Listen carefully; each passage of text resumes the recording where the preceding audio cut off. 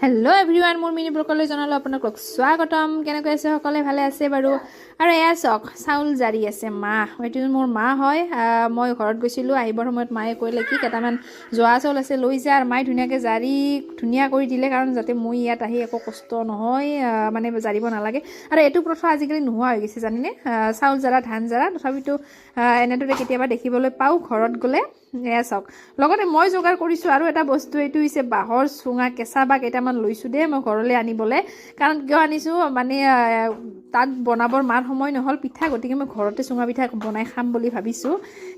মই চুঙা পিঠাও কেইটামান মানে বাঁহ কাটি কিনে লৈছোঁ। মায়ে চাউলো দিছে যাতে মই ঘৰত গুড়া খুন্দি ধুনীয়াকৈ বনাই খাব পাৰোঁ। আৰু ইমান ধুনীয়াকৈ চাউলখিনি জাৰিছে মোৰ, কিন্তু একদম মই গোটেইকেইটা পেলাই দিলোঁহি মাটিত। মই এনেদৰে ইমান ধুনীয়াকৈ জাৰিব নোৱাৰোঁ, কিন্তু মা বুলিহে কৰিছে এইবোৰ। আৰু গতিকে মোৰ মিনি ব্লগটো চোৱাৰ কাৰণে আপোনালোকক জনালোঁ ধন্যবাদ। Bye bye. এইকেইটা হৈছে বাঁহৰ চুঙা।